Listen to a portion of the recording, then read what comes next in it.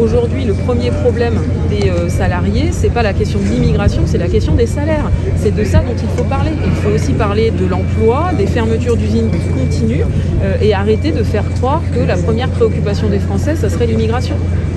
Aujourd'hui, qu'est-ce qui vous choque dans ce projet de loi sur l'immigration ? C'est le projet de loi de la honte qui rompt avec les principes fondamentaux de la République en matière de droit d'asile, de droit du sol ou d'accès, de droit fondamental d'accès à la santé. Et puis c'est aussi le projet de loi de l'hypocrisie parce que nous avons des secteurs entiers de notre économie qui fonctionnent aujourd'hui uniquement grâce aux travailleurs et aux travailleuses étrangers et qui sont pour beaucoup sans papier.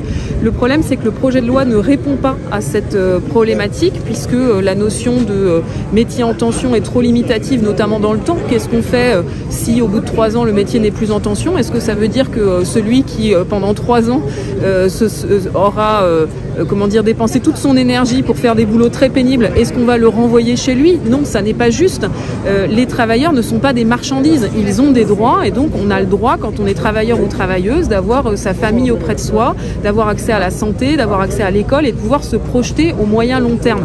La revendication de la CGT, elle est simple. Nous voulons que l'ensemble des travailleurs puissent avoir accès à une régularisation sur simple preuve de leur travail et que le fait d'être régularisé leur permette de faire venir leur famille et d'avoir une famille qui vive à leur côté.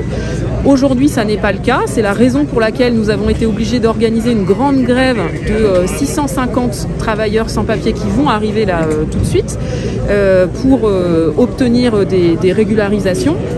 Grâce à cette grève, l'ensemble de leurs employeurs leur ont signé les justificatifs démontrant qu'ils travaillent bien en France depuis plusieurs années. Aujourd'hui, ces dossiers sont coincés sur le bureau du ministre de l'Intérieur qui doit cesser cette hypocrisie et mettre en place un système de régularisation automatique pour toutes celles et ceux qui travaillent. Dernier point, cette question, en fait, elle concerne l'ensemble des salariés. Parce que qu'est-ce qui se passe quand des dizaines de milliers de travailleurs et de travailleuses sont maintenus dans la précarité? En fait, ce sont des dizaines de milliers de travailleurs et de travailleuses qui ne peuvent pas faire respecter leurs droits face à l'employeur, qui a les pleins pouvoirs pour imposer des heures sup non payées, du travail sans contrat, du travail dans des conditions très pénibles. Et du coup, évidemment, c'est une pénalisation pour eux, mais ça tire les droits de l'ensemble du monde du travail vers le bas. Ça s'appelle du dumping social. C'est la raison pour laquelle, au nom de tous les salariés français, nous exigeons un accès à régularisation automatique pour tous les travailleurs et travailleuses étrangers, de façon à ce que ça permette d'élever le niveau des droits de l'ensemble du monde du travail et de mettre fin à ces stratégies de dumping qu'on voit par exemple beaucoup dans la livraison à domicile. Les livreurs se sont mis en grève depuis une semaine pour dénoncer les baisses de salaire imposées notamment par Uber.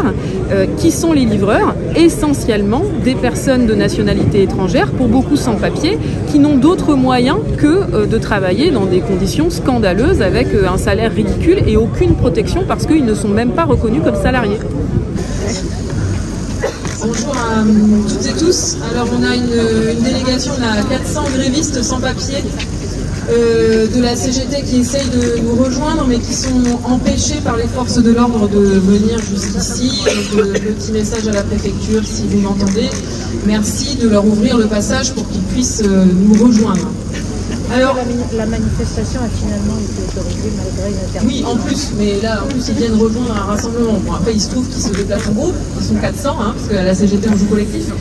Mais donc voilà, merci de leur permettre d'accéder à la place Édouard Herriot.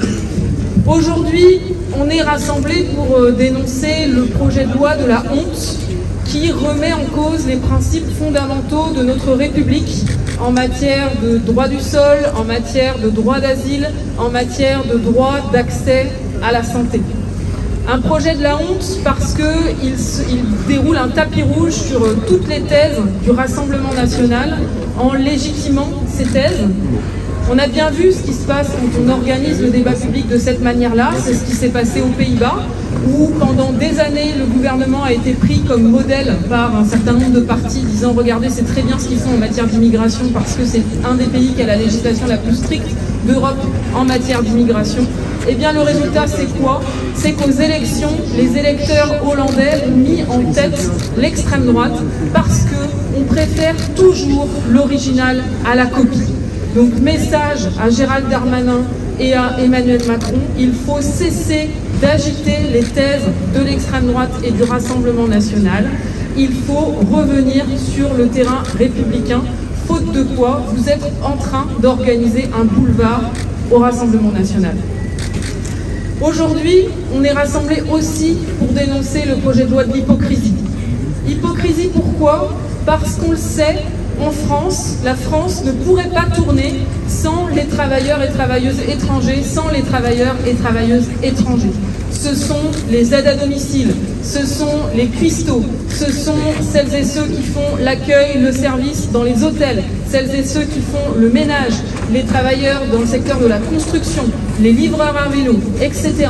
Tous ces secteurs-là qui sont parmi les plus pénibles ne tournent que grâce à l'apport des étrangers. Et aujourd'hui, on leur répond quoi? Qu'ils n'auraient pas accès à un titre de séjour et qu'ils seraient soumis à la définition de secteurs en tension avec des aléas qui pourraient varier mois par mois ou année par année. Et une année, ils seraient considérés comme en tension et donc pouvant être régularisés, puis l'année suivante, plus du tout. Eh bien non, quand on est un travailleur ou une travailleuse, on n'est pas une marchandise, on a des droits et on doit avoir les mêmes droits que les autres travailleurs et travailleuses. C'est un problème pour l'ensemble du monde du travail parce que quand les travailleurs et travailleuses étrangers sont précarisés et n'ont pas accès à un titre de séjour, ce sont les pleins pouvoirs qui sont donnés au patronat. C'est des patrons qui peuvent imposer des heures supplémentaires. Ce sont des patrons qui peuvent imposer des conditions de travail dangereuses. Ce sont des patrons qui peuvent imposer de travailler sans contrat de travail. Il faut, pour mettre fin à ces abus, leur permettre d'accéder de plein droit à un titre de séjour sur simple preuve de travail. C'est le moyen pour l'ensemble des salariés français de mettre fin à ce dumping social. C'est un problème évidemment pour les travailleurs et travailleuses sans papier, mais c'est aussi un problème pour l'ensemble du monde du travail, pour l'ensemble des salariés français, parce que quand des travailleurs et travailleuses sont dans l'impossibilité de faire respecter leurs droits, ça tire les droits de l'ensemble du monde du travail vers le bas. C'est notamment ce qui se passe dans le secteur de la livraison. Vous avez vu que les livreurs à vélo se sont mis en grève la semaine dernière pour dénoncer le diktat des grandes plateformes comme Uber. Eh bien, qui sont les livreurs à vélo? Ils sont très majoritairement des travailleurs étrangers, bien souvent sans papier, qui sont dans ce secteur-là parce qu'ils n'ont pas les moyens de refuser ces conditions de travail indignes qu'on leur impose. Alors, pour finir, quelle est la revendication de la CGT aujourd'hui? La revendication de la CGT, elle est toute simple. Elle est d'arrêter le populisme et de multiplier les déclarations en direction de l'extrême droite et juste de mettre en place un système de régularisation automatique dès qu'il y a une preuve de travail. Aujourd'hui, le système ne fonctionne pas. La preuve, nous avons été obligés d'organiser une grève de 650 travailleurs et travailleuses sans papier il y a près de 2 mois.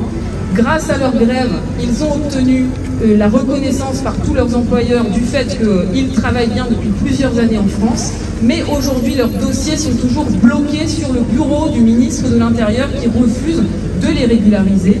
Il faut mettre fin à cette hypocrisie et mettre en place immédiatement une régularisation automatique pour tous les travailleurs et travailleuses, ces 650 grévistes, mais aussi les grévistes d'Emmaüs, parce que les compagnons d'Emmaüs dans le Nord sont en grève depuis 3 mois et demi pour être régularisés et n'ont toujours pas de réponse.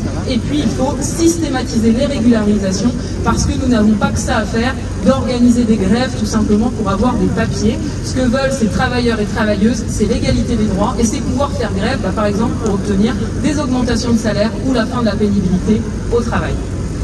Merci Sophie.